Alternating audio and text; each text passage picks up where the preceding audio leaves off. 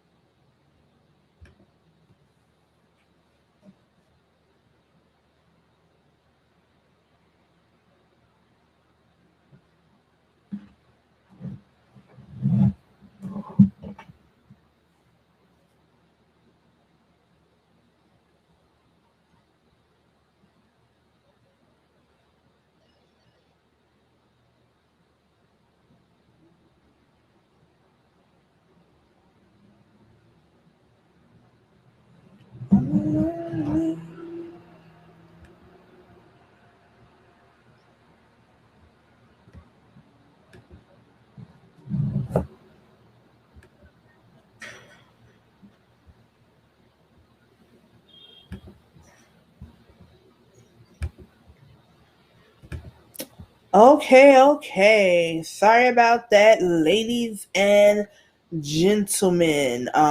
There's a problem with me sharing the song. We will work that out for next time. So we're just going to continue on with the show. Just to give you a brief introduction and welcome to the show. Like I said, this is Words from a Black Woman's Experience, where guests come to share their unique perspectives and lessons they've experienced. I am your host, Cherlnell Lane, the poetic storyteller, and I am founder of Cherlnell Lane LLC, where we help you use your words. As an author, speaker, facilitator, advocate, I know how important it is to communicate. It's the way we express, learn, and teach. Words from a Black Woman's Experience was created. Sorry about the background noise. Zooming home. Words from a Black Woman's Experience was created to highlight Black women's stories. I have created a space where Black women can be themselves boldly and unapologetically. We talk about connections, the lessons they've learned, and their message to the audience. I feel that words are one of the most powerful tools on earth, whether written, spoken, signed, sung, read, or performed. And these are words from a Black woman's experience. This week is a very special week. We have are celebrating today International Women's Day. So all over the world, women are being celebrated. We have to bring that closer to us, closer to our communities, closer to our race. So, of course, today we are internationally celebrating locally the community of Black women, even locally the community of Black women in Chicago, even locally the Black women in the South Side of Chicago, even locally the Black women in my family. So we are all coming together today to give you a great show and a great discussion on this Women's Day. The first person I would like to introduce to you all is no stranger to the show. She opened up her lesson on her episode to the show with the blessing of being the Black sheep. She rocked the house and touched so many people. We were so glad that she came to us. And even though she is always saying that she's not a speaker and she doesn't do this, she has her own show called A Mother's Love, her organization called Love is Rooted in Happiness. They come on every 2 weeks, her and her co-host, and they host a podcast show about parenting and doing it from love and doing it and why our love is rooted in happiness. So I will introduce to some and present to others, no other than the leader, president, founder, and director of Them Battles Girls, Miss Ernestine Battles. Let's welcome her, everybody. Let's welcome her. Well, hi. Hello, everyone. It is truly a pleasure to be back here with you, especially on this tribute to Women's Month. I thank you for having me, Cherlnell, and inviting me to this. I am honored and can't wait to get it started. Awesome. It's gonna be so great. So the next person that I would like to introduce is the second mother of the family. She also thinks that she's the oldest, but she's not. And for all of those out there who think she's the oldest, she's not. I'm the oldest. I know it's because of my youthful looks, but I am the oldest. She is the boss of the family. She is one hell of a cook, creative genius, mean, but will give you the shirt off her back. So, purple ribbon chef, author, speaker, everything, bartending, photo booths, entrepreneur extraordinaire. I would like to introduce to you no other than Miss Carlisa Thomas. Let's welcome her. Hey. Hola. Hola, how are you today? Thanks. I am amazing. Thanks for having me back on the show for this International Women's Day, Them Battles Girl edition. You know how we get down. Now, I will be remiss if I did not introduce the baby, the spoiled, the doted on, the heart and the apple of all of our eyes, the perfect mix of all of us together, the dynamic organizer, business owner, movement starter. We got Melanated in America. We got the Healing Academy. We got the Breathe Experience. We got Free Your Mind Fridays. We got We Gonna Talk. We got A Mother's Love. We got host extraordinaire, Miss Natalie B.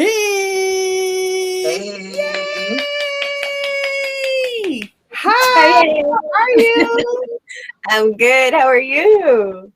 I am good. I am happy to have all of you here. It is going to be a great family. Come on, everybody. I know, and we looking good. Look at that. I like that all of us got our art behind us. Oh, facts. All facts. No lies detected. I would be remiss if I didn't say, I just love the fact that when you introduced Mother, you said founder. Because she did find us. The founder is the founder. Right. Absolutely. Y'all, we just need to get our LLC together. Come on here. I know, right? I don't know if y'all looked at the description for this video, but it says Them Battle Girls Collective. So that's something I'm starting, just to let y'all know. Hey. We got we a powerhouse individually. We a monster together, And that's what we're going to talk about today. I really wanted to do something special for Women's Day because I feel like we are all really dynamic women doing dynamic things in different fields, and we're all like taking over. And I know that you all have been told, because I've been told that 50,000 people, you know, y'all mama and y'all be doing it. Y'all, she got some kids. Y'all just be, y'all, and your sister do what? And I met your sister over there, and your mama got a show. Oh man, y'all be doing. So I was like, you know, we do gotta be doing it. We be doing it. So what better way to celebrate Women's Day with some amazing women doing amazing things, being leaders, and y'all just happen to be my family and a part of the Them Battle Girls Collective, you know?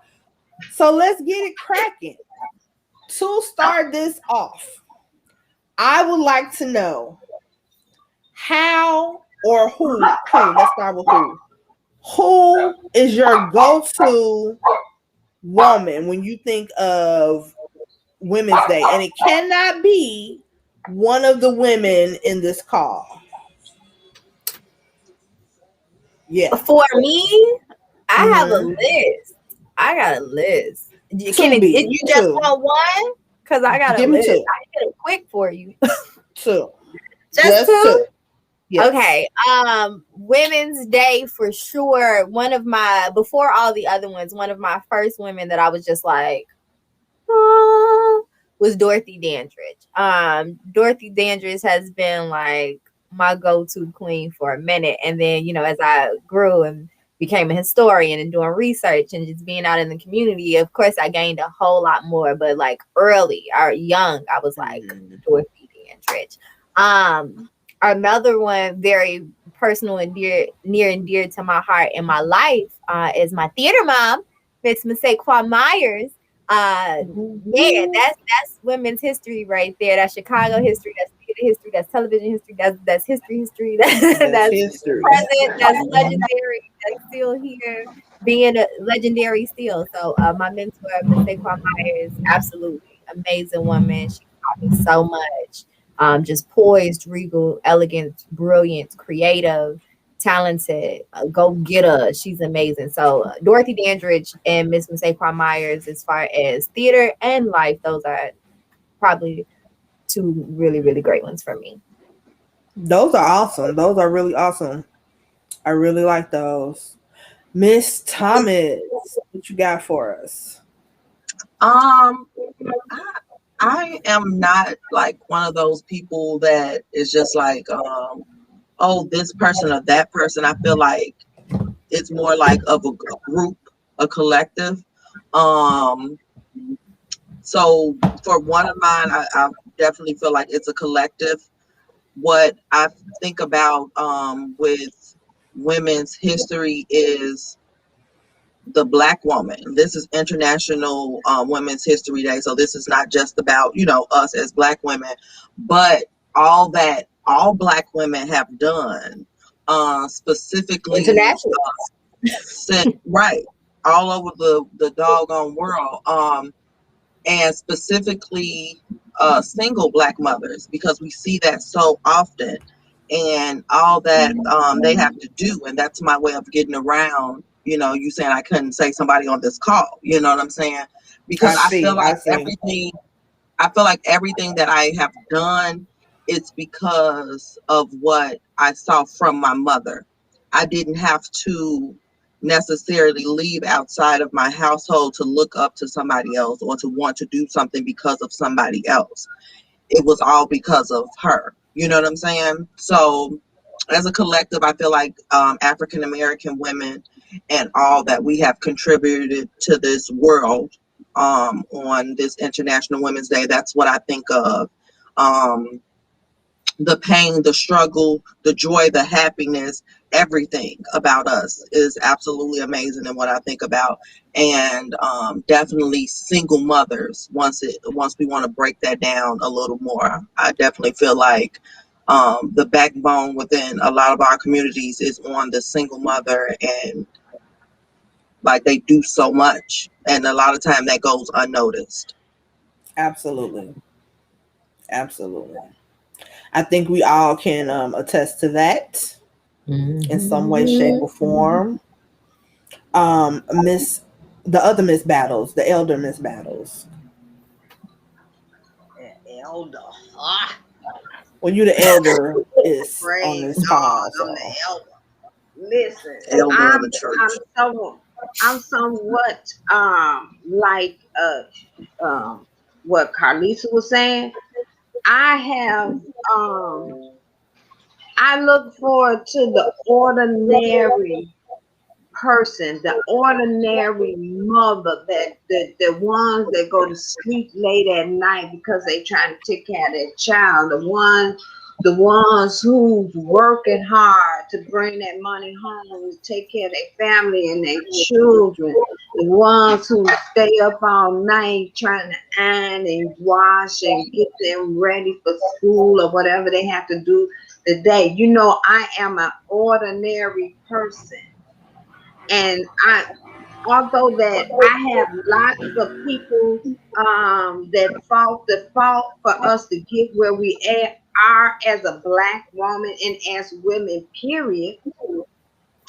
I like to look back to us normal, ordinary people that God makes us extraordinary women. Come Okay? on. So That's I the look word. back at my mother and my aunts and my grandmothers.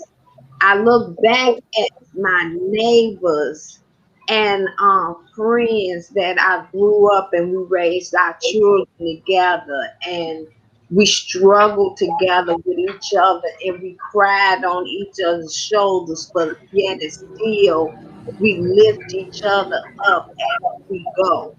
I know that it is famous women. Somebody put on here Miss C.J. Walker.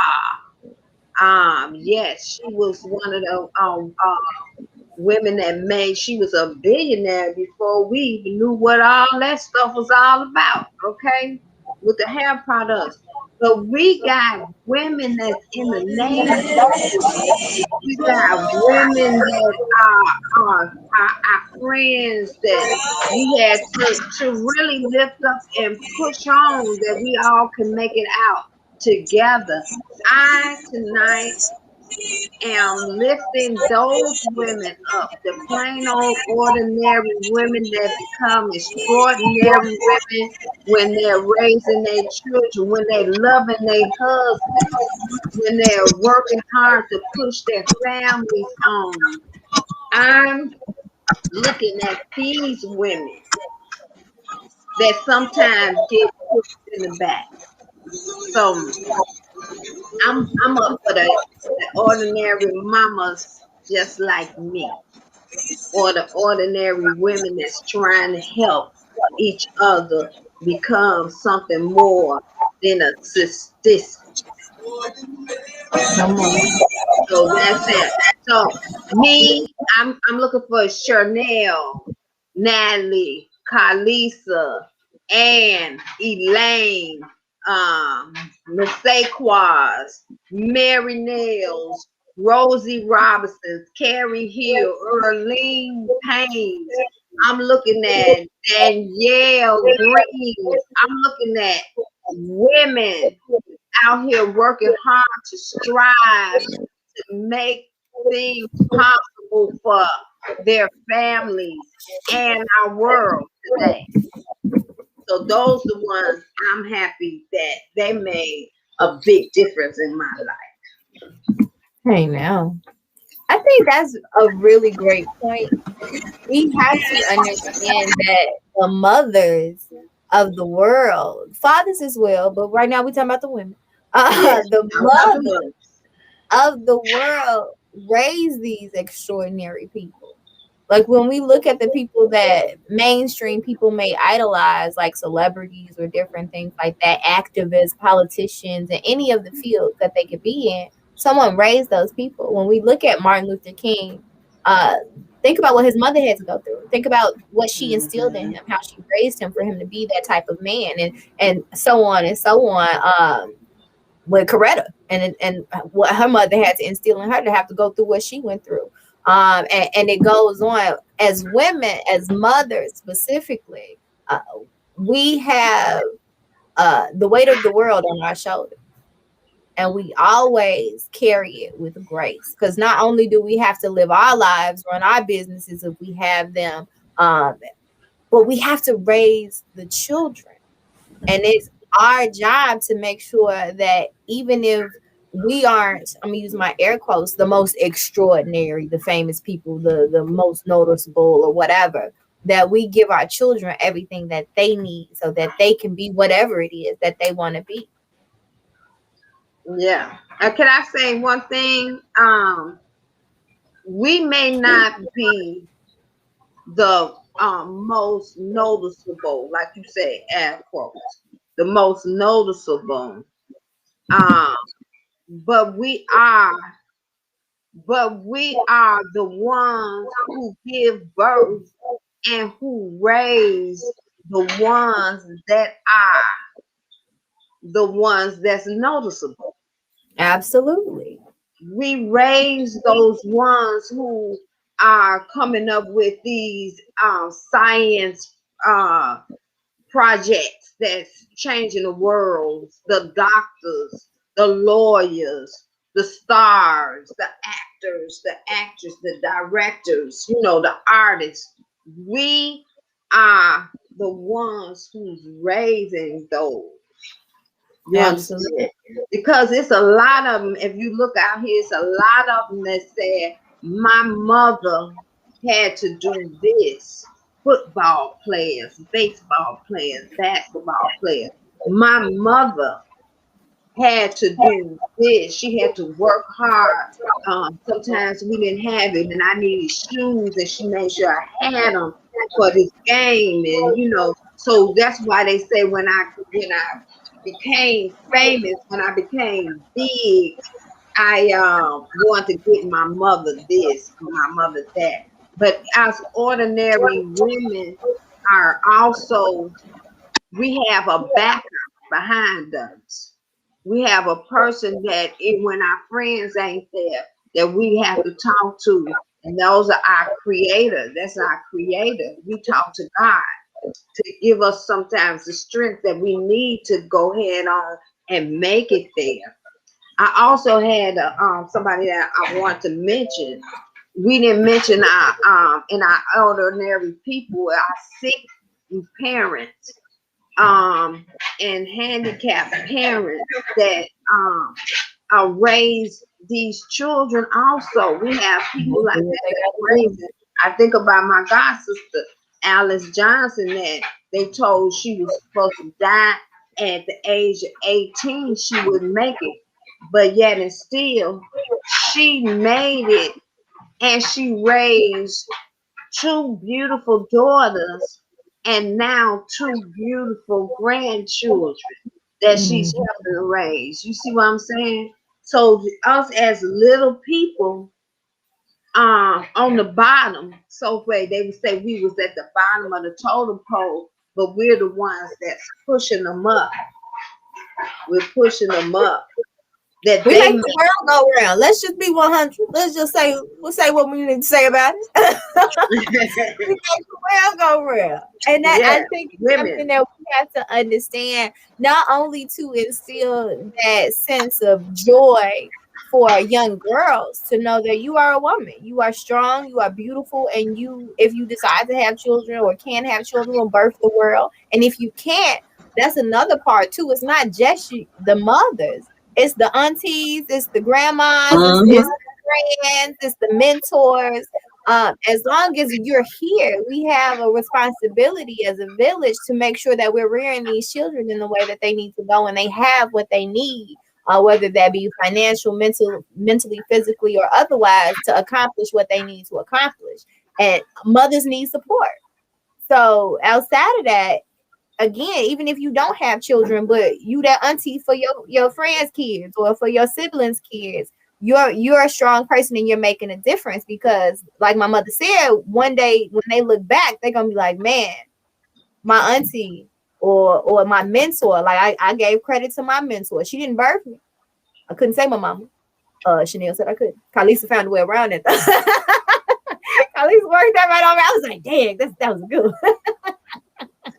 But I'm gonna work it out collectively, and we need to know that, because And I'm going to ask you guys a question. Society puts this notion on specifically Black women, because we're going to talk about it today, that we don't work together, that we're against each other. And then they portray that on television for our children to see. And then that becomes ingrained in them with all the different housewives and everything else that's out there, where it's just Black women or women of color fighting against each other. And not helping each other, but hindering each other a lot of the time.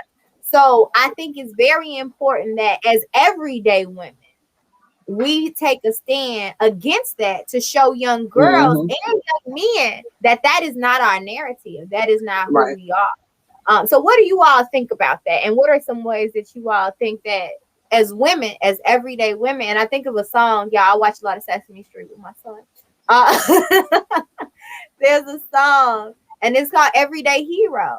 And it's you can be an everyday hero. And that song makes me emotional every time I hear it because it's so true.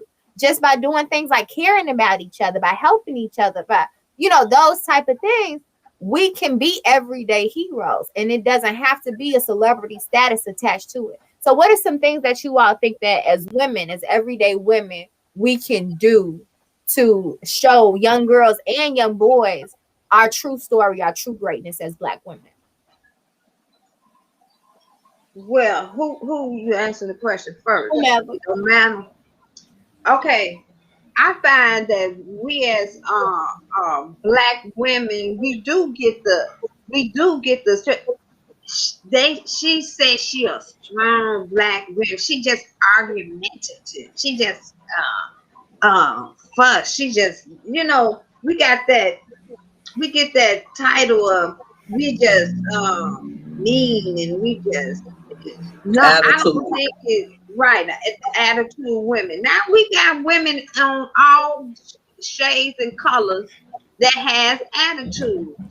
But Black women had to become stern. They had to become a tough Black woman because of the things that they had to endure in their life. Now, am I saying be bitter? Am I saying cuss out everybody? No. Am I saying this is the way you cuss out half of it? No, because she never. No. It's like I'm not saying that. I'm saying that even us as Black women, the ones who are portraying themselves as being that way, and the ones who's not. You know, my thing is I always do it in love, no matter what it may be. But I'm telling you how we're portrayed. We as in slavery seen our men taken away from us. We seen them taken away from us. We seen them killed. Belittled. We seen them belittled. Yes, we did. We seen all this happening to us where you could snatch them out and sell them to somebody else. And who had to be over that household when you did that? That Black woman. So what are some things you think we can do to combat that narrative? I see here they said compliment women in front of your daughters and your sons was one of the statements from the audience, was one way that we can combat that as Black women, to show our children, both male and female, the true narrative of Black women. Cherlnell? I think one of the things that we have to do is, like we was talking about, you know, giving out the negative images that women, you know, Black women can't get along and Black women are strong and, you know, we sassy and all of that. I think that the first point is to not go to one extreme to the other, right? It's hard telling somebody who knows this extreme that knows this extreme, you know, but if you tell them actually it's a little bit of this and a little bit of that, they're more likely to be like, okay, I can get that, until they get to where they need to be. And I think that a lot of times the issues that we have with just trying to I guess I want to say educate, but I don't want to say educate, like empower Black women to be, you know, their greatest version of themselves, is that we tell them, oh no, all of that is wrong you're doing. You are wrong. You know, because when somebody tells you you're wrong straight up, most people are like, I'm not, what? No, and I'm not listening to anything else you're saying. But if we're like, you know, sometimes you need to be strong. Yes. Sometimes you need to do this. However, there also this other side. You know what I'm saying? Because a lot of times I feel like we just like, okay, you got to be this or you got to be this. And it's like we got to meet people halfway because everybody's human. And that's also not life. There's ebbs and flows, and it's not just black and white. It's a whole lot of gray area. That's like having a meat eater go straight up vegan. Now you got to babysit that thing. You might, you know, cut out pork. You might cut out some beef. You might, you know, on your way too, as you gain more information and knowledge and become your best self. And I think it's that's what I thought of when you initially said that.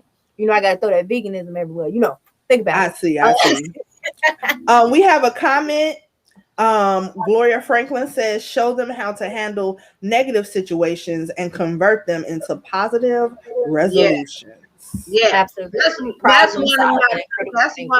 one of my things, because I tell you, that's why I said I like to show everything in love. You can correct the problem without being so powerful or demanding. Or because if I came to you and said, Cherlnell, the scarf you got on your head is too much black in there, it should be a little more white, so you need to go take that off. Or I can say, Cherlnell, you know, we wearing more white today, and that scarf got a little black, a little less black in it, too much black in it. You got a darker scarf? Yeah. Which one would you like to hear me say? The man you take that off, or talk to you with love and kindness. And one of the things that we need to do is remember when we talk to people, regardless if it's our sisters, and then when I say our sisters, I'm talking about our sisters, or whoever it may be. Remember when you talk to people that you would like to be spoke to in a certain way.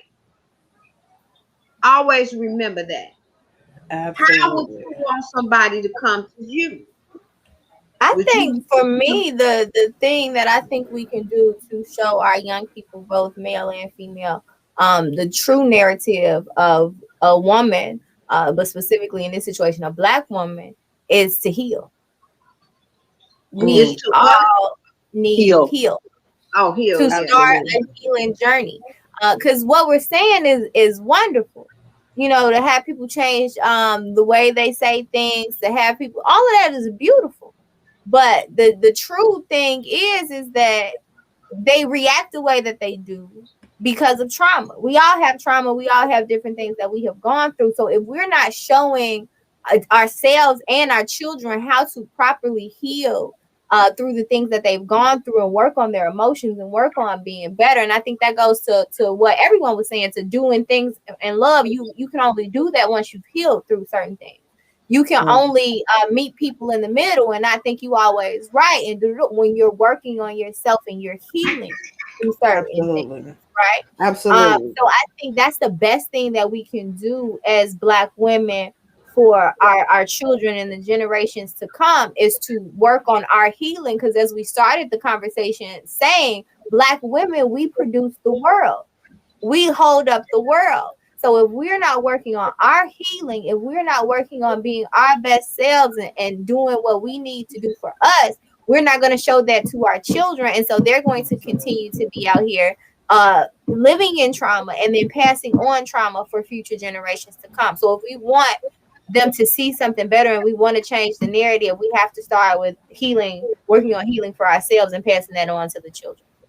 Absolutely. And I feel like that is definitely key. But what is also key, you know, I feel like we kind of jumped into a mother's love. We're talking about what we do in the children. But when we talk about Black women in leadership, you know, I'm in an entrepreneurial field. That has been something that I have been in for quite a long time, and knowing that I wanted to do. And what Cherlnell was talking about, how people are like, oh, okay, you're this, I need you to be all the way here. I feel like we're seeing a trend right now. We're having a whole lot of life coaches and all of this stuff that has come up. And I feel like it feeds off of people wanting to be perfect. And what everybody needs to realize is like nobody is perfect, and nobody can tell you what your perfect, per se is or can be. So that ties into, what you were saying, Natalie, about the healing. We're quick in the society that we are in now, whether somebody wants to be an entrepreneur, or they just want to be an amazing mother, or they want to be an amazing wife, or they want to be an amazing just woman, or pay somebody $1,000 to tell them something that they really, even after they go to there, they could still keep going back and paying them $1,000, because what they haven't done, they haven't worked within themselves and worked on what it was for their healing, right? I feel like one of the things that I pride myself in doing, and I don't knock life coaches. I don't knock people needing them. I don't knock people needing and not finding, because it's just the world that we are in now, where we may have mentors, like you talked about Miss Masekwa, and other people that end up coming into our lives where we can soak up things from them like a sponge, and they not send us an invoice for $5,000. You know what I'm saying? It's a I scratch your back, you scratch mine type of thing. We're in a different society right now, so that's absolutely understandable. But I want people to practice what they're preaching, because a lot of people go and they do these classes, and they say they want to be life coaches and different things of that nature, but they're not in it to actually help people.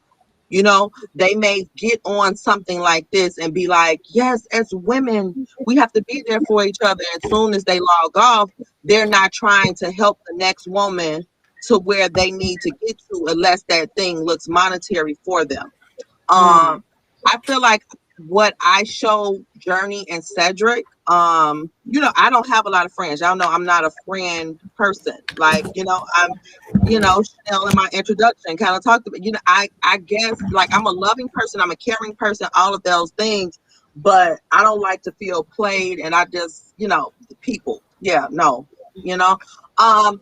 but anyway, but people in business, like, I have a lot of females that I went to school with, that have started businesses, and they saw me, doing what I do. I don't have a problem with connecting with those people and helping them, without always wanting something in return. I feel like we always want something in return, and it's like, it can be that you get something out of relationships, definitely get something from relationships, and you can't allow people to overutilize you and have prices and stuff that you said if somebody is calling you 15 times a day, because that's not your business or not what you do, whatever the case may be. But I feel like we're not doing stuff out of love, as as Mom talked about, like we used to. Everything has turned into this monetary thing in life and in relationships with women. And I feel like that has helped it to become even more catty. And like the, sayings and things that they were saying, like, you can't sit with me and stuff like that, clicking up and groups and all of this stuff, oh, I'm better than this person and that person. And I feel like with me in business, I'm just an open book, and I feel like I want to help those who I can help, but you're not going to use me either. You know what I'm saying? Because sometimes people get information from you and not want to even pay to come to one of your events, but to spend $1,500 at this scam artist thing that they ain't doing nothing but telling them something that somebody done already said for free. You know what I'm saying? Right. So what you're saying is, to answer the question, is one thing that we can do to show future generations, or to change the narrative as a woman or a Black woman, is to willingly help each other, to network and work together, but also wanting something in return. Right. I think that as we talked about, like, working on self, healing each other, working, doing things from love, meeting people where they are, and kind of, giving both sides of the coin and everything. Carlisa brought up a very interesting point, which is the other side of giving from love, right? And that is recognizing what we're worth. Come on. And do I not got to bust the tambourine out? Y'all better. Go ahead, girl. Go ahead. So Miss Franklin says, protecting your energy, and that is so important. And I'm learning that like every day. I swear I am. But my sisters, they already know this, but I'm learning it. But We it's an ongoing journey. We all learning it. I think we all are. Another thing Miss Franklin said was self-love. Right. Is loving yourself enough to protect your energy and say, you not the right person to be in my space, or like Carlisa said, you using me and I'm not about to have that, and walking away in love.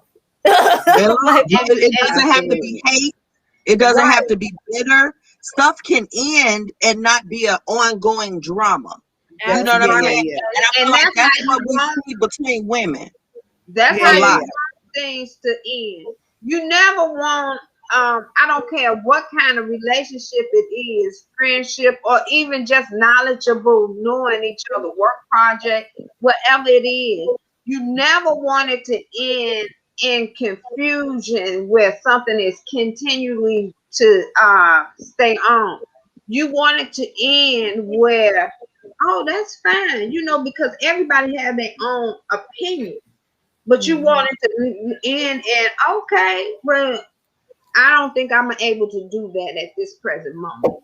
Something, because a lot of times I'm a love person. I'm always a love person. So a lot of times people do take that love for weakness. Come on. Absolutely. And you do not have to take people using you for weakness, but you need to know how to get out of the situation. Also, you can't get out. And I know Carlisa said it went back. We went back to a mother's love on there, but a lot of these things they learn at a young age. That's also something Miss Franklin said. She said we are our children's first teachers. Right. Absolutely. Okay, so y'all can take all these notes of mother's love. Right. I have a question. We're not going to talk about children. These are topics. All this whole show. We're not going to talk about children and women this whole show. No, we're not. No, we're not. I have a question. Okay. I have a question. And that's what I wanted to bring up too. And Natalie touched on it about there are so many women who don't necessarily have biological children or want biological children, right? So that's another reason that I want to focus more on other aspects of being a woman. And Natalie talked about how you can be a creator. That's what I always tell people. You can be a creator. You are still a creator. You are still a vessel for change and birth, even if you cannot physically give birth to a child, even if you don't physically want to give birth to a child. And like Natalie said earlier, you can be a part of like a child's life or whatever. But even if you don't like children, that doesn't mean like you can't do something with your life that will benefit future generations, right? Here's my question. Speaking of that, I want us to do round robin. So I have 2 questions to close up. So the first round robin is we're going to go in order of age. And I want everybody to say something that they admire about the person next to them. So that means it'll start with mom, and mom will I'll start with mom. So what I admire about mom is her steadfastness, the fact that she sees things through, and she never gives up. She never gives up. And I think that tenacity and that just that stick to itness traveled through all her children, right? I think because we saw her do the impossible, that it made us think anything was possible. You know what I'm saying? So I think that had we not had an example of her in several situations, I'm not even talking about like just business. I'm not even talking about making meals out of, stuff that people don't even make meals of. I'm talking about as a whole being. I'm talking about as far as relationships. I'm talking about everything, right? If I didn't see her do things, then I wouldn't have known I could do things. You know what I'm saying? I think if Carlisa didn't see how much work and how much joy mom put into cooking and how much she went through the ranks, because that's something she loved to do for CPS and be with the children, I don't know if Carlisa would have ended up the Purple Ribbon Chef. You know what I'm saying? If Honeybee, if Mama never had, all of us to dote on Honeybee. No, I'm just kidding. I'm just messing with you. If what Mom, you on with Honeybee, Joe? I love B. That's my baby. That's my baby. But I'm just saying, if Mom didn't do that with us. Because we got, and the wonderful thing, and I'm just bringing this up, I think we talk about this a lot within us, but I don't think we're talking about it a lot on like platforms like this. The amazing thing about our family, this is the whole family, is that all of us are doing what we love and what we wanted to do. That is amazing. My mom wanted to be a lunch lady. How old were you? I was in third grade, I believe it was, when I said I want to be a lunch lady, like the lunch ladies that was at my school at Bessie Ross. Absolutely. And what did you retire as? I retired as a food service manager at CPS, Chicago Public Schools. After how many years of service? I worked in the Chicago school service for about 23 years. I had when you said that, it reminded me of the first person who asked me that question was my son, and he said, "Mama, what did you want to do when you came up? What did you want to do?" And I said, "I'm doing what I want to do. I want to be a lunch lady, because that's what the kids call the lunch lady. Yes, I want to be a lunch lady."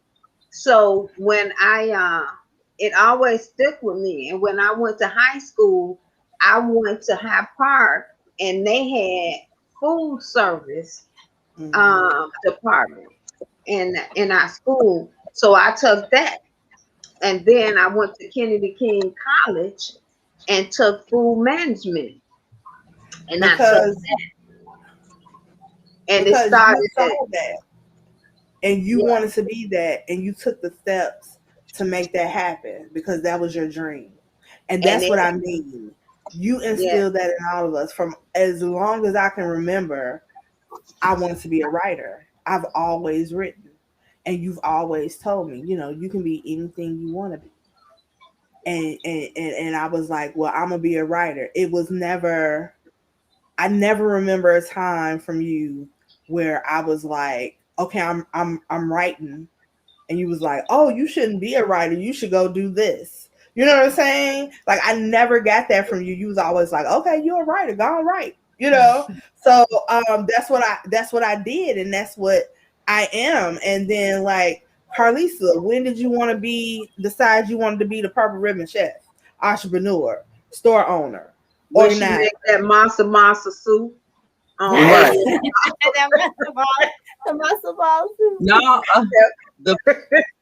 made me my matzo ball soup, cooking it with some mixed vegetables. Made that stuff taste good. What you talking about? I feel like so I always had like two things. I always had two things.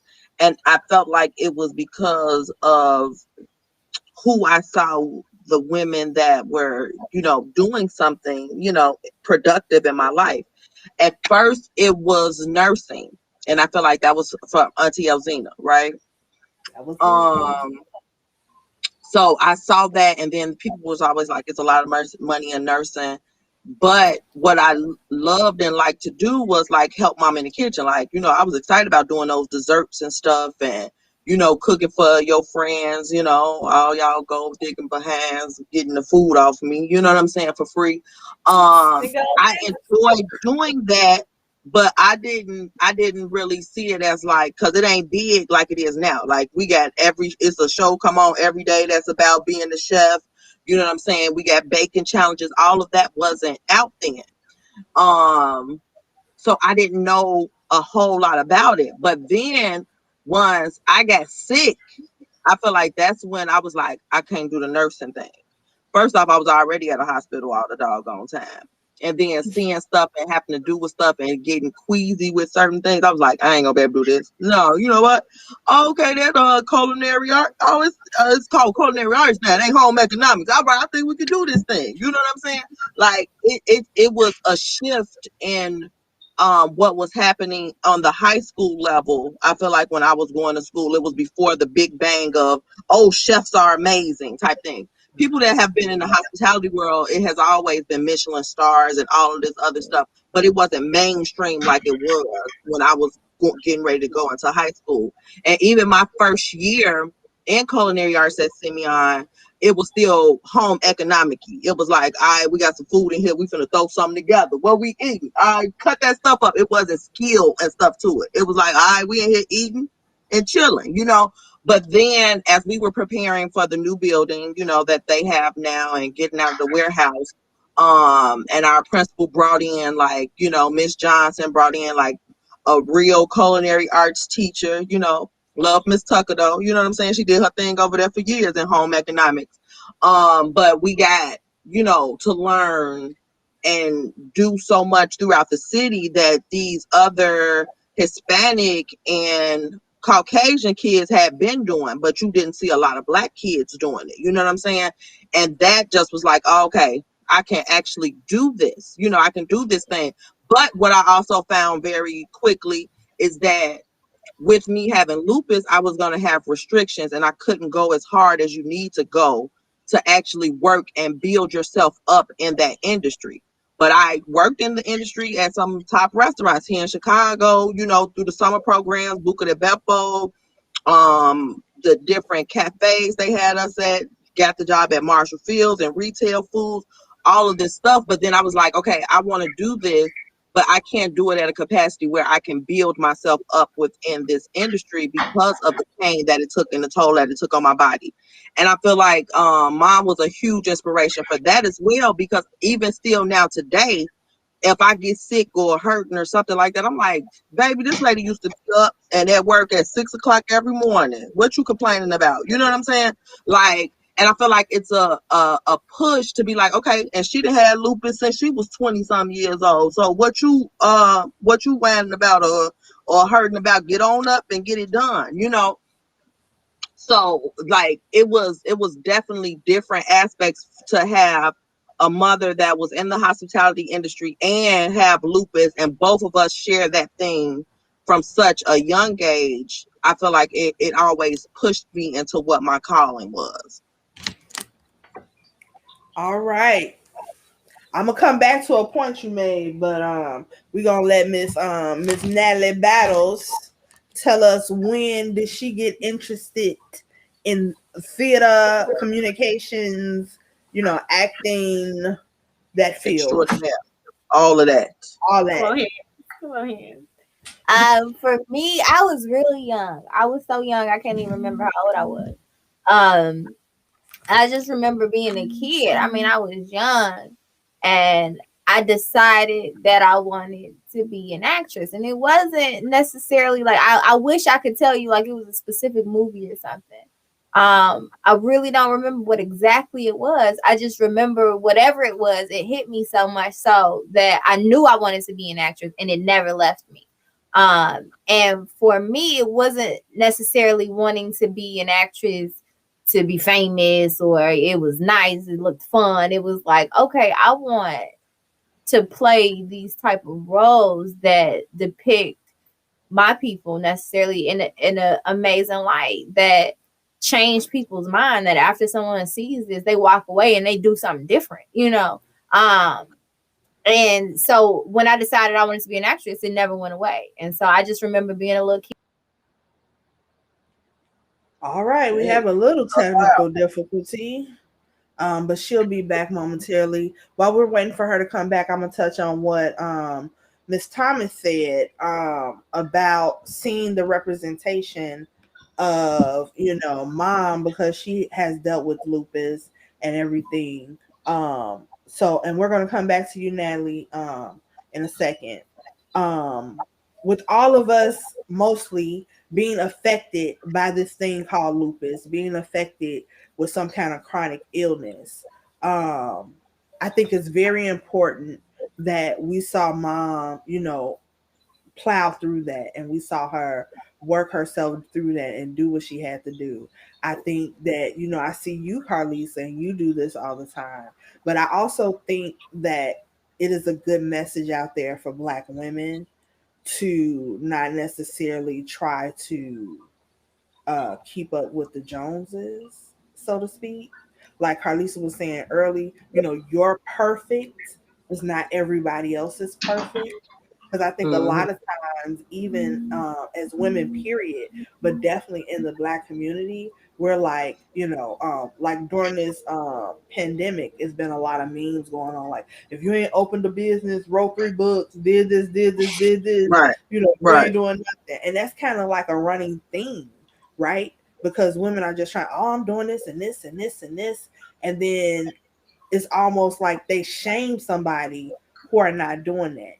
And I just want that message to go out as well, that just because you're not doing what you perceive somebody else to be doing That's a does word. not mean that what you're doing is not great. It's like what That's a mom word. said earlier, you know, extraordinary people do extraordinary things, right? So what you feel you are extraordinary, you're really extraordinary. Did you all know that you cannot say extraordinary people are extraordinary? Like, you can't do that in the English language, because whenever you put extra and ordinary, you get extraordinary. You Extraordinary. get Yeah. extraordinary. Yeah. So so yeah, so I just wanted to put that out there, because I know personally I feel that pressure a lot.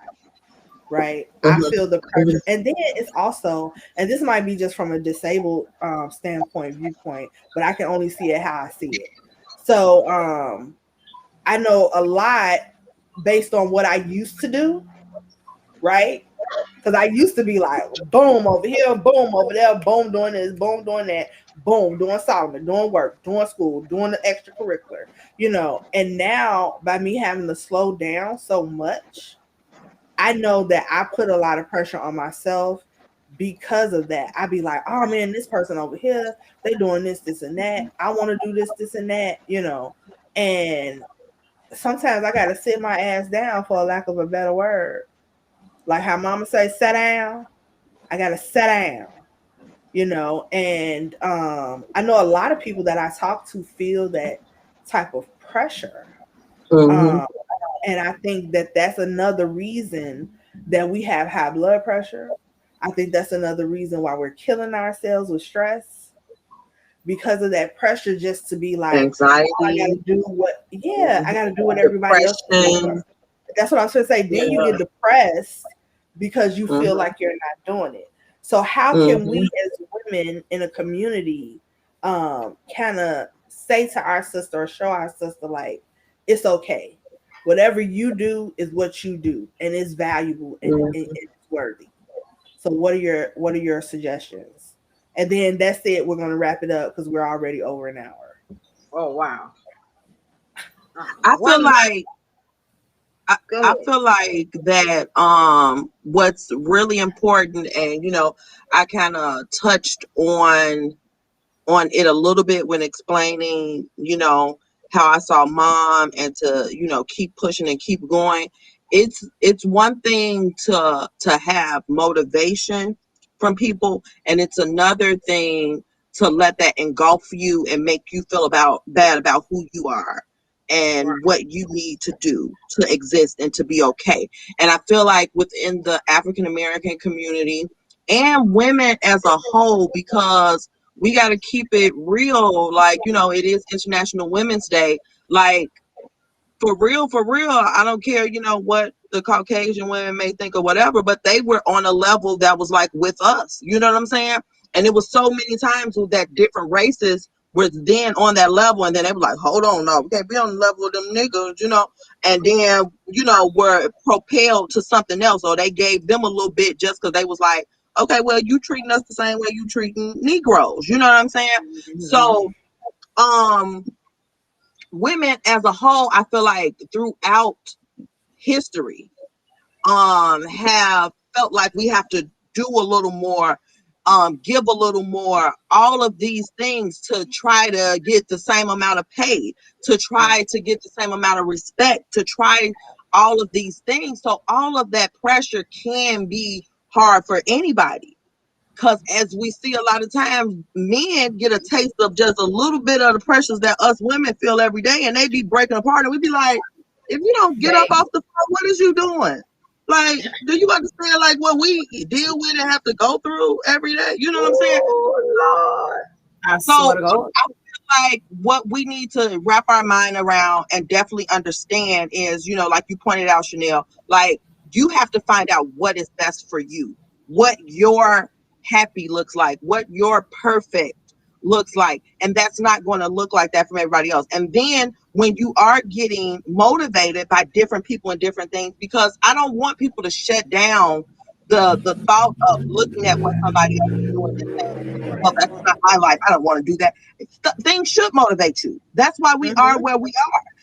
I've seen business people come from nothing and have everything. That's what motivates me every day, to say to myself that if God did it for them, he can do it for me. He runs everything. So the same way that someone was born onto this earth with $0 and to a family with no connection and no wealth, and then they became this, that gives me hope and motivation to know that this thing can happen for and to me. You know what I'm saying? Right. So I Right. don't want people to close that down, but you have to be able to get right within yourself and in your mind, as Natalie was talking about, in that healing process of who you are, and taking time out for that self-love that Ms. Franklin was talking about, to find out who you are as a person, and to have time to cut yourself off from everything when you are starting to feel those pressures. Because all of us know when we're starting to feel pressures of the world. And sometimes that means logging off of social media, disconnecting phones, turning off phones, disconnecting from your children, even, from your mother, from your sisters, from your brothers, whomever that takes, and to get and sit with self and see what it is that you want and what you want to do. And that's what I feel like is going to be very important. We are now not in the time. I feel like, especially Black women, we were in the time where we had to be superwoman, and we wanted to do everything, and we had to accomplish everything, and we had to do it in other people's timing, not necessarily in the timing of our own. It's okay now, and I feel like it's out here, that we tell women, not just even African American women, that you can take time out for yourself. You can, you know what I'm saying? They have, the memes and F these kids and all that stuff that's funny and laugh for people, but sometimes it takes that. Like, you have to be okay. Your cup has to be full, and people get what's running over out of you. They can't continue to take and pull from your cup, and then you have nothing left. You know what I'm saying? Right. And I feel like all of us kind of have to go through that in our lives to see that. But I feel like that is what, I want the takeaway to kind of be. focus on being motivated, but not overly anxious and motivated. Taking time for yourself, taking time for self-care, for self-love, and making sure your cup stays full and that you feed people or you allow people to drink off of what overflows out of you, not from everything that you have in you. I agree with all of that. We have a comment that I don't want to miss. Tatiana Kelly says, "You are so talented and able to accomplish all that your heart desires, Cherlnell. Regardless of when you fulfill them, the time is perfect for your purpose." Thank you so Absolutely. much. I really appreciate that. And I hear it. I feel it. I receive it. That was awesome. Natalie, I want to come back to you and let you finish up Can I why or say how you something got to. before Natalie? You sure can, Mama Battles. Okay. I'll go The back founder to and the CEO and chief executive Right, officer. the founder and Come CEO. on, You come sure? on, come on. back to that same question that you had. I was talking to Carlisa about the other people with disabilities and stuff. As you know, I brought up Alice today on raising her children and stuff. But today, uh, disability, whatever yours is may be different than somebody else's. So, Absolutely. like you said, you have to be able to accomplish what you is. If your accomplishment for that day is maybe just getting up and walking on your walker to the bathroom, Come on. that's your accomplishment for Yeah. that day. Mhm. You can't not use, like Kylie said, you can't use what somebody else does and you try to do that same thing because your strength for that day may not be the same as that person's strength for that day. Mm-hmm. We have to learn, even as women, what little things we do may be that accomplishment for that day.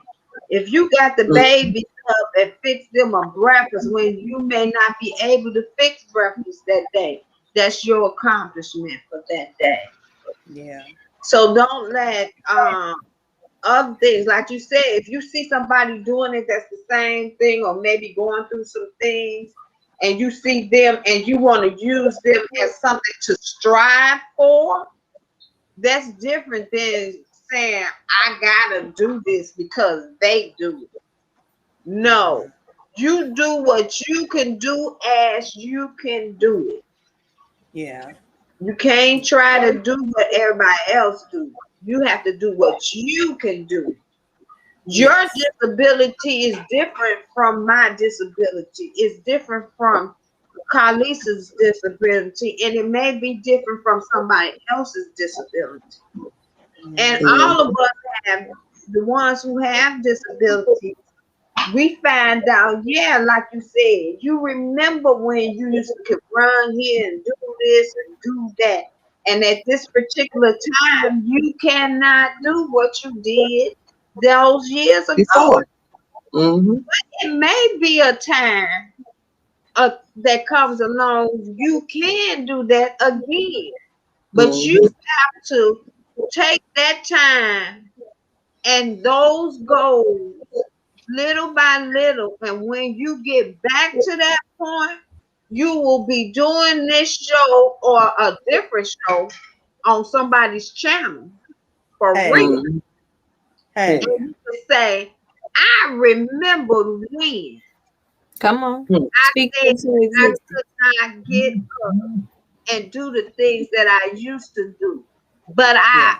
I'll pass those days because Mm-hmm. I'm doing more today. Yeah. Mm-hmm. We're Yeah. in our season of what we're in right now. Hmm. We're not in the same season that we was back then. Yeah. And we may not be in the same season when we come Keep years going from now. forward. Come on. Come So on. take your season as they come and do what you can do in that season.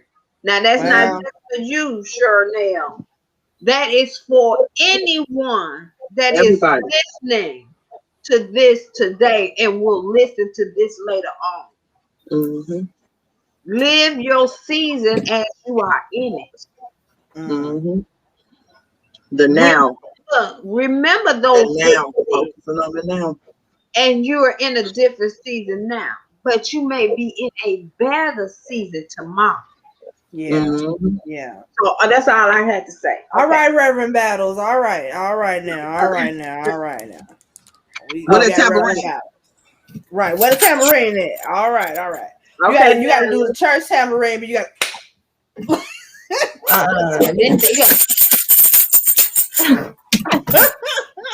okay, now. all right, Natalie. Go ahead, finish telling us how you got into therapy. How you got into theater. We was just having therapy, so I just kind of how you got into theater and acting and everything. Tell us how you started that. Well, again, I started as a wanting to be an actress as a really, really young girl. I don't know the exact film or what it was that inspired it. It may not have been a film. It may have came straight from the creator. I'm not sure. I just remember being very, very young, knowing that I wanted to be an actress and that never leaving me. Before I think I got cut off, I was saying that I remember being at grandma's house and getting older and her friends knowing, I guess because I was just walking around telling everybody that I wanted to be an actress. So I would walk in the building and they would be like, hey, you still want to be an actress? And as I got older, it went from yeah to actually, yeah, I am one now. And I really enjoyed that because as soon as I could, I did. And the first production that I was in was yours, Cherlnell Lane, in 7th grade at the Y. And then when I went on to high school, they happened to have a theater department. And on a whim, auditioned for a production and never stopped auditioning from productions after that.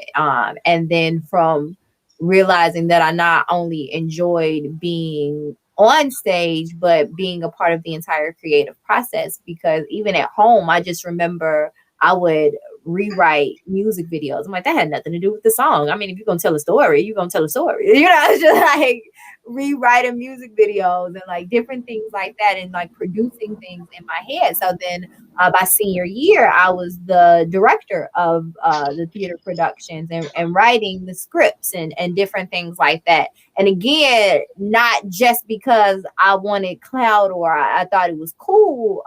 One, it was clearly a gift, but also because I wanted to create something that can change people's mind, and media is a powerful form to do that. And it's been used as a tool against us since the beginning and still to this day. And so Melanated in America came about as far as creating an outlet that is completely our own, because in my personal opinion, if anyone else is funding it or producing it, it's never going to completely be 100% in our best interest. So it's time for us to take back our narrative and create our own stories and our own legacies through those stories and educate our people through those stories in all forms of media, whether that be music, TV, movies, and so on and so on. And so my love for the behind the scenes kind of started happening towards the end of my high school career. And that's when I started again, mostly writing and directing. But then going on to college, I knew if I was going to college, because for a minute I was like, skip all that. I'm sad I ain't going. So going to college, I say, if I'm going for theater, and that's it. And I ended up getting accepted into the theater department at NIU before I got accepted into the school. Because again, just so happened to be on campus the day they were doing auditions, and auditioned, and then was like, oh, damn, let me apply to the school. And then again from there, it was mandatory for us to do all the behind the scenes, from costume, makeup, lighting, shot building, set, and all of those things. And though I enjoyed all of those things, directing again pulled my heart. So I started taking more directing classes. I moved from on stage, where my first couple of years I was in productions, to going backstage and doing more of the directing, producing, and then props directing, because I got an eye for those small details that most people might miss. I'm that continuity person because I catch everything. I get that from mama though. even though she ain't in it in the field, she ain't missing much. So yeah, and then after graduating, wanting to continue it on my own terms, started teaching theater to young people in a way that they can use their gifts and their passions, whether it be rap or anything else. Because I skipped a step. I went through the Teen Talk Theater program that extremely helped me in my writing until I became a host, a radio host. So it's not just theater, it's not just directing, it's not just acting. Cherlnell said, host extraordinaire. I'm hosting like 5 different shows right now. I've been hosting since I was 15, live broadcast radio since I was 15, engineering radio since I was 15, having my music and poetry and plays live broadcast on the radio since I was 15. And that was that mentor I mentioned, Miss Saquon Myers, and Cherlnell actually found that opportunity for me when I was young. And so just everything in my life pointing me in that direction and encouraging me in that direction. And again, I'm not sure exactly where it came from. Like I said, it could have came straight from the top. And I was like, okay. Of course it did. Of course it did. It was like, this is what you're going to do. This is what you're going to be. And then you were. Thank you so very much, guys, for being a part of this wonderful show. I really appreciate each and every one of you. I love your comments, your opinions. I love our conversation. I think that if you're about to sum up, I'm gonna pause you because I didn't get a chance to do my wrap up for the people, like my man Cherlnell. The end question. So I'm gonna pause you real quick. I know this your show. I'm gonna give you back the mic. I'm gonna Kanye you. Oh, okay, Kanye. Right, Kanye, real quick. Real quick, I'm gonna Kanye you. Because I gotta get my notes out for my women out there watching this. Know that you're enough. I think that's a thing that women have fought for forever. No matter what color you are, but specifically like my melanated women, we have always and still to this day told that we are less than, that our standards of beauty is not beauty, when we are the source. We are the definition of that. And it's not just from a outside appeal that you are beautiful. Yes, you are beautiful, but you're beautiful inside too. And you are worthy of everything. So not only just knowing that you're enough, know your worth. And stop accepting anything less than what you deserve and what you're worth. And so don't let anyone, society, friends, family, not even yourself, those little doubts that be in the back of your mind, because all your thoughts not yours either. We got to stay prayed up on that too. Okay. Know that we ain't even got the time, but go ahead. Amazing. And know that you create your reality. So if something isn't going the way that you want it to go, baby girl, you have the power to change that. And know that sometimes it's not something that you did. Because again, you're living on this plane of existence with other people. But give yourself grace, because sometimes it is something that we did. Sometimes we took a little too much. Sometimes we didn't say what we needed to say. We have to find our voice. We have to stand on our power and reclaim our power, because you are enough. You are powerful beyond measure. You are worthy. As we started this conversation saying, we hold up the world. We birth the world, all races. So know your power, understand that you are enough. Don't take anything less than what you're worth. And also manifest your life, Mom. You have that ability. Speak what you want and then work towards it. And it's already done. Similar to my story, I don't know why I wanted to be an actress. Boot came up, I'm going to be an actress. And the doors start opening all the way along the way. For everything I said I wanted, the doors has opened up along the way. Half the time I really didn't have to seek it. Right? Somebody just like, hey, here's the opportunity. It's yours. Thank you so much. It's yours. It's yours. Okay. And then the last point I wanted to say is that your journey is yours as well. We tapped on that a little bit earlier, but your journey is yours. Mm-hmm. Please stop comparing your standards of beauty to other people. If you don't have a face full of makeup, you don't have to. If that's not what you want to do, if that is what you do, then you beat that face, honey. Beat it to the gods. Your journey is yours. You may not peak when other people peak. You might not have your success story when other people have their success story, but we're going to encourage each other, because if they winning and you next to them, baby, that winning is near. You hear me talking to you? And then also we have to encourage each other, work with each other, uplift each other, because you're going to need it from somebody else. So you might as well go ahead and give it when they need it. Absolutely. That's the word. But your journey is yours. Don't compare it to anybody else's. And if you manifest in your life and standing on your power and your worth, then baby girl, you got it. And it's already done. You already where you got it, girl. You got it. These are my daughters. For the women out All there. of them got a little bit of me in them. Look, all of them. I'm done. Chanel. You got the mic. Wow. Mama's froze. I am. Let's see. I'm gonna bring her back in. Maybe that'll help. But what I was gonna say is, I wanted you all to give a brief, like 30 to 60 seconds sum up of where we can find you, and then I'm gonna close out with the piece. So go ahead. Carlisa, you're first. I'm Carlisa Thomas. You can find me everywhere. Purple Ribbon Chef. Yeah, that's me, Carlisa Thomas. Everywhere, Purple Ribbon Chef. And see, did Mama come back in? Not yet. I wanted her to hit it a little piece of this for my other 30 seconds. Hold on, y'all hear it? Oh Lord. So that's what we were playing earlier, Carlisa. When we tried to figure out what was in the background, it was Carlisa and her ordinary people. Low because she was talking about it. That was her background music. Mine cut off. Just like me and you, willing to do everything. That's my song. That's your song right there, girl. I be singing that song right there, baby. Yes, you do. No matter how small your might seem to you, don't become much.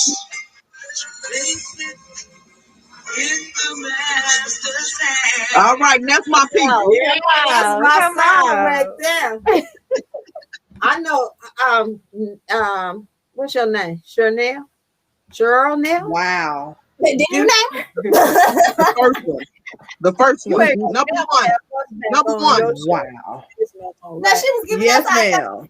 That was Carlisa's 30 seconds. Oh, I had to come back That here was with Carlisa. that. Nobody find me. Just put in Purple and Chef. I'm gonna pop up. Google me. Yeah, come on, Google it, baby. You better ask something. Y'all are too crazy. Who next, Cherlnell? One of y'all. Mama. Oh, okay. I lost y'all, so I had to run back here and get on the screen. How people can find you? Okay, you can find me at A Mother's Love on all platforms, and you can also find me on Love is Rooted in Happiness. All platforms. That's where I'm at. That's where you can get me and be with us every other Wednesday on Facebook Live as we talk to you about our children, ourselves, and how we can make ourselves better. What they tried to do on this call. We celebrate. Next Wednesday, we're gonna celebrate. Come with your little whatever you drinking, water, milk, wine. Not no milk. Get your little snacks. Milk. We gonna celebrate being us. Yes. Just being us, no matter what that is. Back to that celebrating whatever you do for that day is all good. You woke up that morning and that's all you did was lay in the bed and watch TV. It's all good. We're gonna celebrate us as parents, as mothers or fathers, grandmothers, aunties or uncles. We're going to celebrate us having fun. And I would like to go with my 30 minutes, with my 30 seconds, because I know it's been going already. I would like to thank each one of my 3 daughters. I am so proud of you guys. And y'all just don't know how proud I am that God sent y'all down to my life. And so Praise I him. want to say all of you all became extraordinary women in everything that you do. You are ordinary, extraordinary Extraordinary. women. That's the abbreviation. Extraordinary. Extraordinary in everything that you do. And I really love you guys and keep up the good work. Aww. That's my baby. Don't be getting sugar from my mama just because And you if get to be with her for the quarantine. I ain't catching Right. her mama in over a year. Right. Okay, Okay, go ahead, B. for my 30, I want to start by saying I don't know if y'all remember, but that was my what do you call that, personal statement for my college papers. That was my paper was all about I'm not the ordinary, I'm extraordinary. I don't know if y'all remember or not, but that was my statement for college, that college paper. Because I'm not ordinary at all. I'm the extraordinary. But 30 seconds of me. My name is Natalie Battles. You can find me on Facebook under Natalie Battles Read. I am Miss Natalie B. Also, you can follow and find all the shows I host. One through Melanated in America. That's my production and events company. We do some of everything. We do podcast editing. We shoot. We film. I have a documentary that was just done recently, and that'll be coming out soon. We'll continue with screenings on that at their feet. Because I am also a director, producer, and filmmaker myself. And just a lot more coming from Melanated in America, and clothing line, boat. Okay, and when life opens back up, some more live events, but we also do virtual events as well. Healing Academy is a non-profit education-based arts organization, soon to be school. So y'all go follow the Healing Academy on Facebook, on Instagram, and our website. It's also under We Heal because we heal for real. Okay. There's also, again, Melanated America is on YouTube, and our website is Melanated America. Me myself on Instagram is Miss_Battle MS because I'm grown. We don't do those Z's and whatnot. No shade if you do, girl. And yeah, I think that's it. Oh, just got my website. It hasn't launched yet, but it will be launching soon. And that is nataliebattles.com, where everything, which is me, because I do a lot, y'all, will be encompassed in one place. And we have a lot of things coming up really, really soon. Also host We Gonna Talk with my girl Shantae Tate. Okay, on Wednesdays. That's every Wednesday at 8 p.m. And then, of course, I am the co-host of A Mother's Love, as Carlisa was hitting that earlier, that we host every other Wednesday. So not this Wednesday, but next Wednesday will be A Mother's Love. Y'all, I do a lot. So y'all follow me to follow everything else, or go follow everything else. Okay, follow everything, like everything, subscribe on everything. All right. So my name is Cherlnell Lane, as you all know. All of the links for the guests today are in the description. Most of them are Facebook links. I think all of them are Facebook links. But anyway, so you can contact them by clicking the links in the description. This has been Words from a Black Woman's Experience. You can catch me at Cherlnell everywhere. That is CHERLNELL everywhere. So that's all social media. My email is Cherlnell@Cherlnell.com. My website is Cherlnell.com, and that's CHERLNELL. You are watching this either on YouTube or Facebook.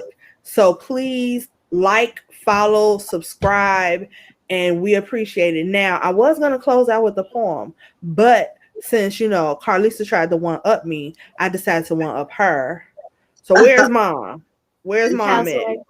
She went back, and I don't know if she's coming back in. She went the other way. She thought we were closing out. Tell her to come back. Oh, she said, here she come. She here. Oh, I see her. Oh, okay. She coming. She coming. She said she was I saw her little screen, but there's nobody there. So she coming. She coming. Y'all ready? Yeah. Copycat, I swear. Go ahead.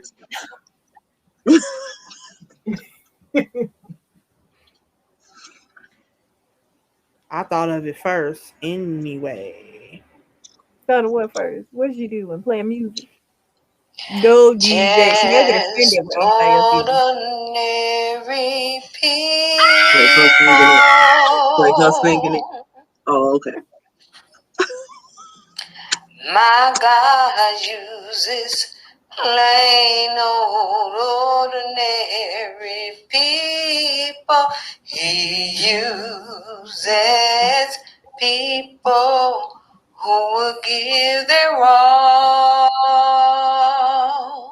No matter how small they all may be. Because